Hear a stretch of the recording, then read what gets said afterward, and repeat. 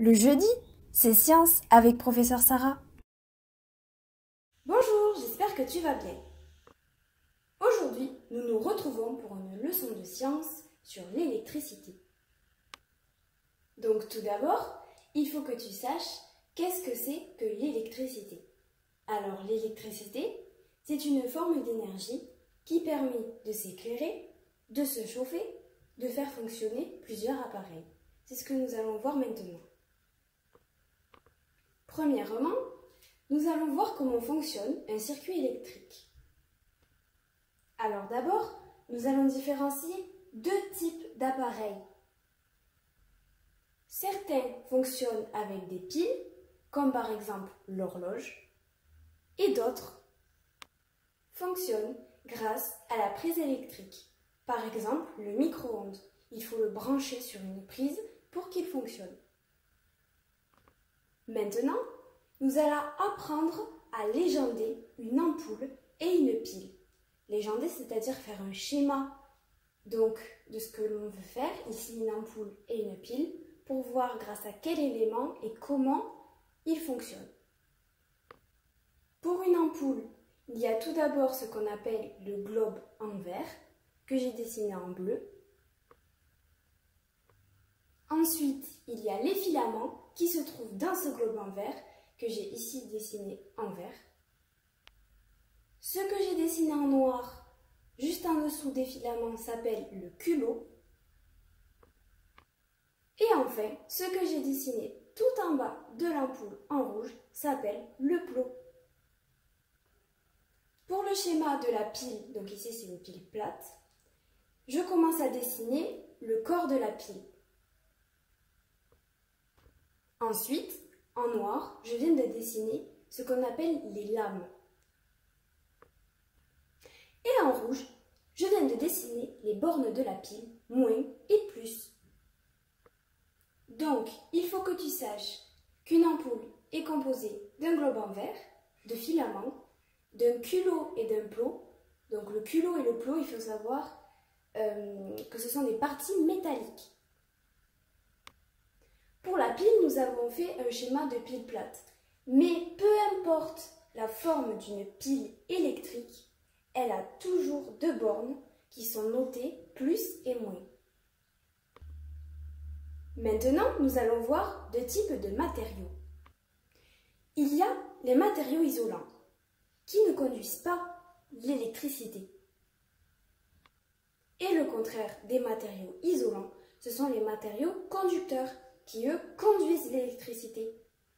Si tu ne comprends pas trop le mot conduire, donc ici conduisent, tu peux le remplacer par le mot transporte. Il transporte l'électricité ou ne transporte pas l'électricité. Donc nous allons davantage nous intéresser aux matériaux conducteurs. Donc, quelques exemples de matériaux conducteurs. Il y a le fer, l'aluminium, le cuivre, il y en a d'autres, mais pour l'instant, nous allons voir que ces trois. Alors attention, il faut bien que tu retiennes que c'est la matière d'un objet qui conduit le courant, pas l'objet lui-même. Un petit exemple pour que tu comprennes. Une règle en fer conduit le courant parce que la matière est le fer. Mais une règle en plastique ne conduit pas le courant parce qu'elle est en plastique. Donc ce n'est pas la règle, l'objet qui conduit le courant, mais sa matière. Dans un circuit électrique, si tous les éléments du circuit sont conducteurs, donc ils conduisent l'électricité, l'ampoule s'allume parce que le courant circule dans tout le circuit jusqu'à l'ampoule. Sinon, l'ampoule ne brille pas parce que même s'il y a dans le circuit un élément qui n'est pas conducteur, donc qui est isolant, eh bien, il ne pourra pas laisser passer le courant qui n'arrivera donc pas jusqu'à l'ampoule. À présent, voyons comment allumer une ampoule. Donc, pour que l'ampoule brille, il faut que son culot et son plot soient chacun en contact, donc il faut qu'ils touchent, avec l'une des lames des bornes plus ou moins. Comme tu vois sur les schémas, il y a une première situation et une seconde situation. Mais dans les deux cas, la lampe s'allume parce que le plot touche une borne et le culot touche l'autre borne.